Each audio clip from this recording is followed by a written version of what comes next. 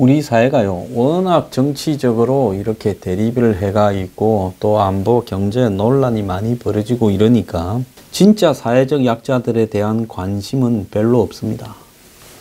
20, 30대 여성, 20대에서 40대 남성 이런 사람들을 위한 주거정책이나 무슨 최저임금 또 대졸생에 대한 무슨 일자리, 청년 실업 문제 이런 부분들은 굉장히 많이 제시되고 있고 논란이 되고 있어요.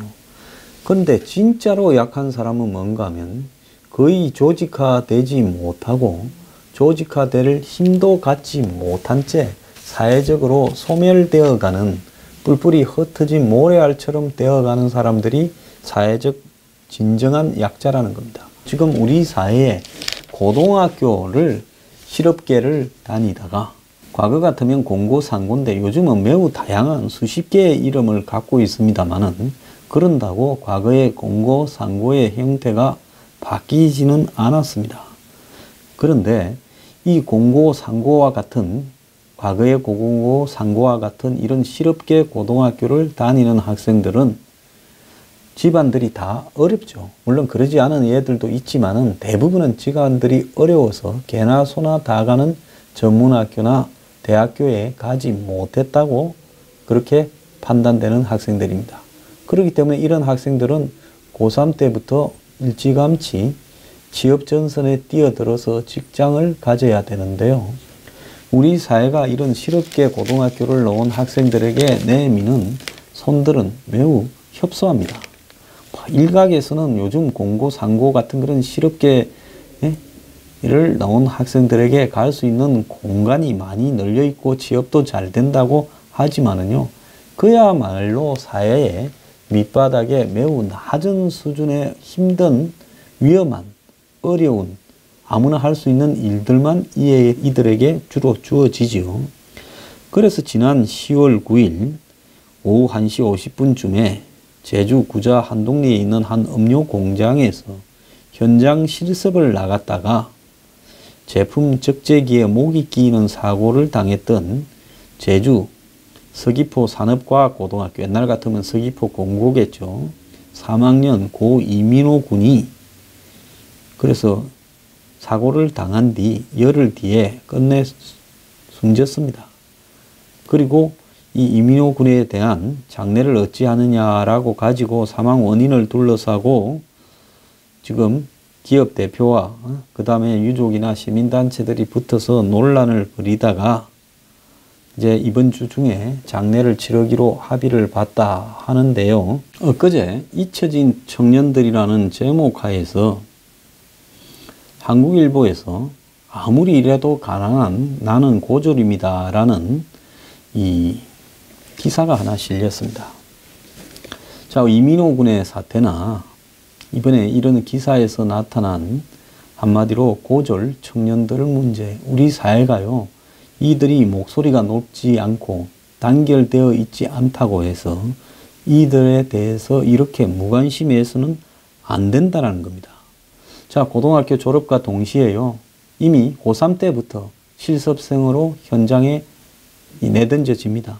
안전이나 어떤 정말로 교육과는 관계없이 한마디로 저임금 노동에 아주 저가로 투입되죠.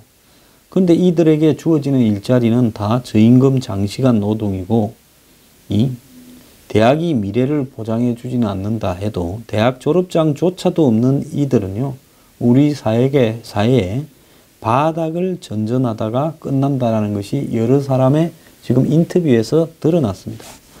장지훈 23살 먹은 이 고졸 남의 첫 직장은 서울의 한 백화점이었는데요. 고등학교를 졸업하자마자 월급 150만 원을 받는 판매직으로 일을 했습니다. 인문계 고등학교를 졸업했는데 이 친구는 지방 전문대에 합격했지만 등록하지는 않고 한 학기 등록금이 300만 원이 넘는데 그 등록금을 내고 실제로 졸업을 해봤자 별 뾰족한 미래가 있을 것 같지 않아서 안 갔다는 겁니다. 그래서 차라리 세상에 빨리 나가 일을 하자. 부모님들은 빚을 내서라도 대학 가야 되는 거 아니냐 했지만은 집안 형편이 그래 안 돼서 고등학교 때부터 킥 서비스로 돈을 벌어서 살아왔다고 합니다. 그래서 이 백화점을 들어갔다가 군대를 가게 돼서 1년 만에 백화점을 그만두고 전역 후에 찾은 일자리는 작은 무인 경비업체의 영업직인데 전국 방방곡곡을 다니면서 CCTV나 경보기 설치 계약을 따오고 설치를 보조하는 업무였는데 월요일 오전 9시 전라도, 화요일 오후 5시 경상도 이런 식으로 전국을 다니다가 그냥 또 이 출근을 해야 되는데 하루 13시간에서 15시간 일을 했는데 그렇게 해서 받는 월급이 세전에 110만 원이고 4대 보험을 떼고 나면 96만 원이 97만 원이라는 겁니다. 월세 35, 휴대폰 15 이래 내고 나면 월급의 절반 가까이가 사라지고 영업성과금을 따내 월 30만 원씩 하는 적금을 2개 들었지만은 누나 결혼 비용에 보태느라고 다 깼다는 겁니다. 자, 워낙 일을 많이 하니까 적은 돈을 받아도 쓸 데가 없는데 미래를 걸었던 직장이었는데 8개월 만에 회사가 문을 닫아서 의류 판매직으로 옮겼는데 근데 여기에 보안 경비 분야는 착실히 경력을 쌓으면 평생 직장으로 삼기에 희망이 있다 했는데 결국은 그 직장도 문을 닫아서 이렇게 경력이 지속되지도 못했다라는 거죠. 그래서 이 재취업을 하기 위해서 기술을 좀 배우려고 해도 자, 이 기초 상담 과정이 1단계만 4주 걸리고 3단계 취업 알선까지 6개월에서 12개월이나 걸리는 긴 과정에서 제대로 수입도 없이 그렇게 재취업을 할 수 있는 기술을 이렇게 받을 수가 없었다는 겁니다.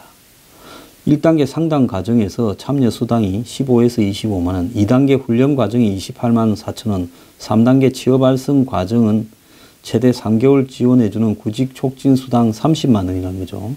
그래서 이거 갖고 아무것도 안 하고 기술을 배워가지고 또 다르게 옮길 수는 없었다라는 거고. 최근에 이제 의류 판매직에서 월 180만 원을 1년 넘게 일하면서 벌었는데, 자, 그래서 이제 별로 희망은 없지만은 그냥 이렇게 살아갈 수밖에 더 있겠느냐. 근데 이런 서비스직은 나이가 들어도 10년 뒤에도 자기하고 똑같고 20년 뒤에도 자기하고 똑같은 한마디로 직위 체계가 아예 없는 그런 직장이기 때문에 미래는 없다라는 거죠. 그래서 한 달에 한 150만 원만 받더라도 차근차근 일을 하면 미래가 있는 이런 부분에 대해서 일을 하고 싶다. 이렇게 이야기를 하는 겁니다. 자, 한국의 대학 진학률은 지금 2009년에 77.8%고 올해는 68.9%라고 합니다.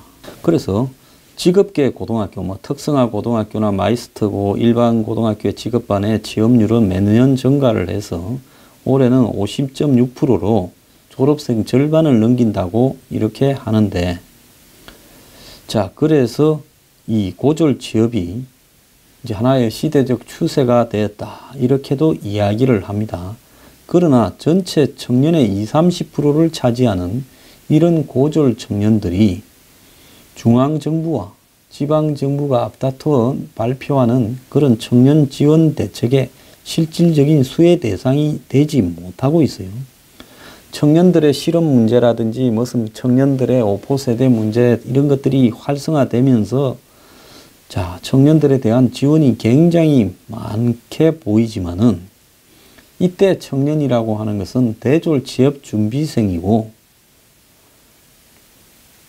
예를 들어서 구직활동 촉진수당으로 6개월간 월 50만 원씩 주는 서울시 청년수당도 재학, 휴학 중이 아닌 미취업 청년이나 주 30시간 미만의 근로청년만 지원할 수 있는데요. 고교 졸업 후에 미취업 청년인 사람들은 지원 대상이 되겠지만은 대부분 저임금 장시간 노동에 시달리면서 더 나은 일자리를 찾으려고 하는 고졸 청년들이 이 대상은 거의 되지 못한다는 겁니다.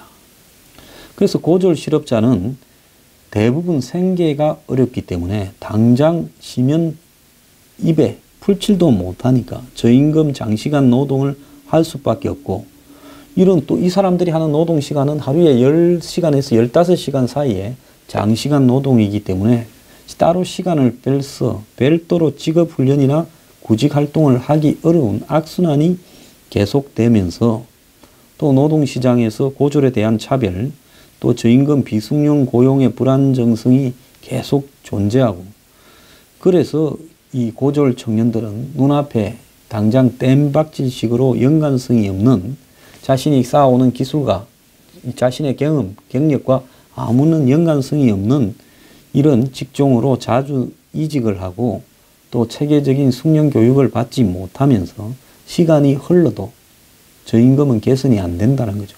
그러니까 20대 초중반에까지는 이 청년들이 이렇게 살 수 있어요. 고졸도 150만 원 받구나, 180만 원 받구나 하지만은 이제 나이가 흘러 들어갈수록 상황은 점점 악화되면서 결국은 이 고졸 워킹 푸어, 즉 소득도 빈곤하고 시간도 빈곤한 이중의 가난에 시달리고 있다는 겁니다. 봐요. 이 이민호 군 사망 이후에, 고졸 실습생 사망 이후에 현장 실습생 사망 사건 관련 여러 가지 회의를 많이 한글로 지금 알려지고 있는데요.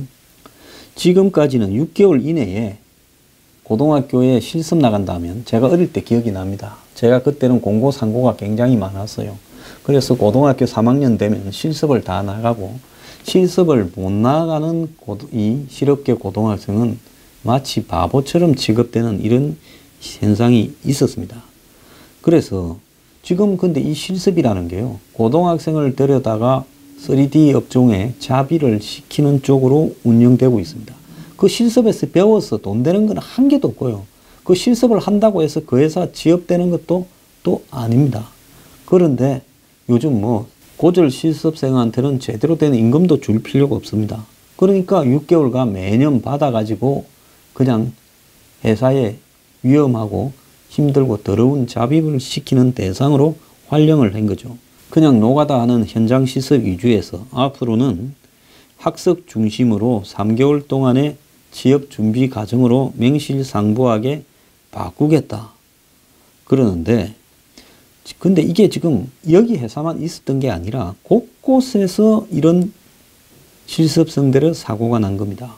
아까 이민호 군이 11월 9일 제주 구자읍에서 올해 사고가 났고, 또 올해 1월 달에는 LG U+에서 고객센터에서 근무하던 현장 실습생이 저수지에 몸을 던져 죽었습니다. 이 콜센터에서 아마 굉장히 정신적인 압박을 받았던 것 같고, 또 금영 ETS라는 현대차 하청업체의 현장 실습생이 2014년 2월 10일 지붕이 붕괴되어서 사망을 했고, 야간 근무까지를 하다가, 자, 이 실습생을 쓰는 회사는 실습생에게 휴일 및 야간에는 근무를 시켜서는 안 된다는 내용이 들어있음에도 시켰습니다.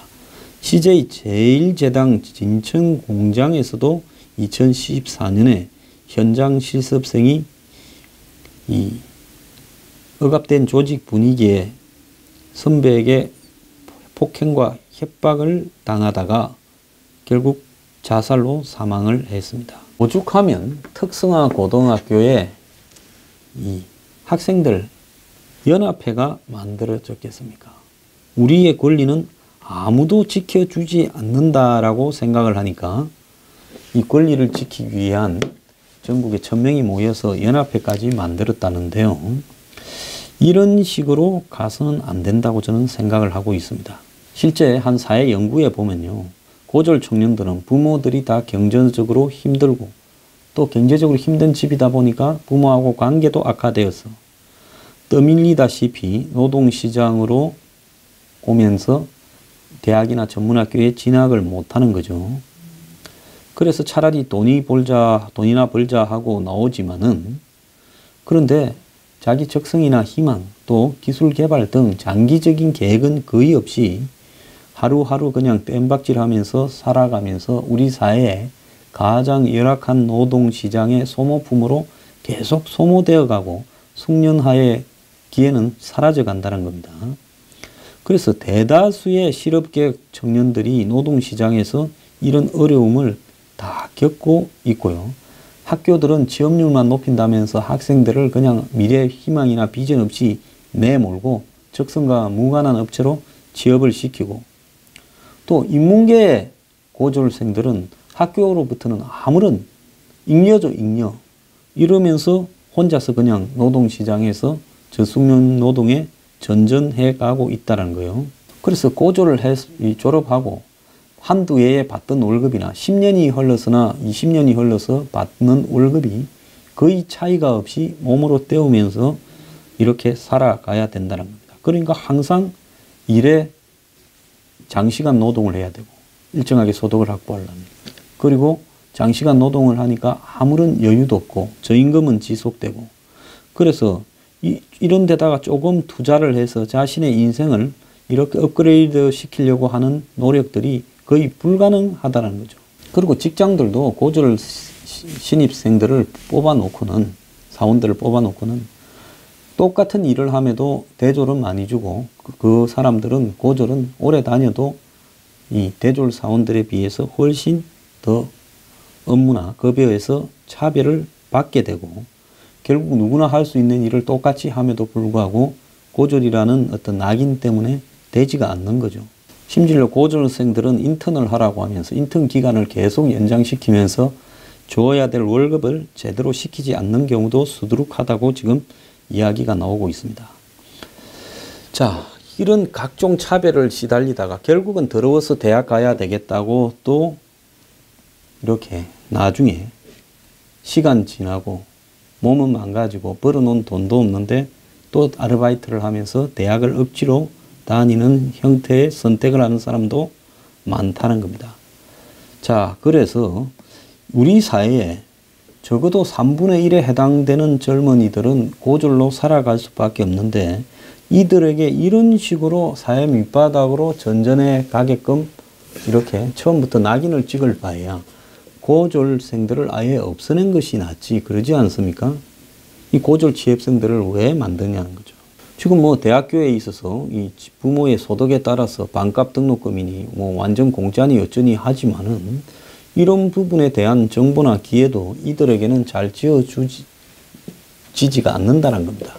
결국은요, 우리 사회에 젊은이들의 한 3분의 1, 조금 모자라는 젊은이들을 그냥 처음부터 사회 밑바닥에 잉여로, 나고생으로 이렇게 출발시키면서 그들은 계속 사회 밑바닥으로 살아가게 하면서, 그들 부모도 그렇게 힘이 없고 가난하고 또 그들 주변도 환경도 다 그렇고 그 속에서 이렇게 고졸생으로 살아가게 하는 것이 옳으냐?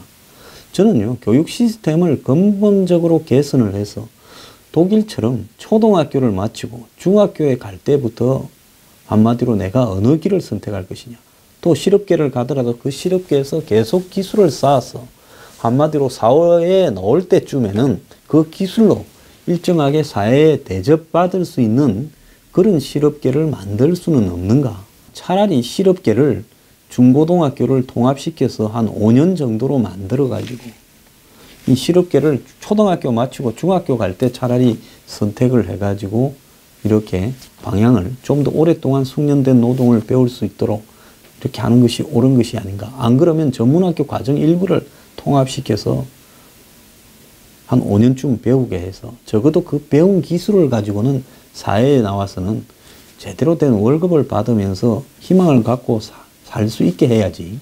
우리 사회의 실업계라는 것이, 또 인문계에서 대학 안 가는 학생들이라는 것이 그냥 사회 나고생처럼 학교도 그렇고 전부 방치했다가 그걸 내보내는 것이 옳은가.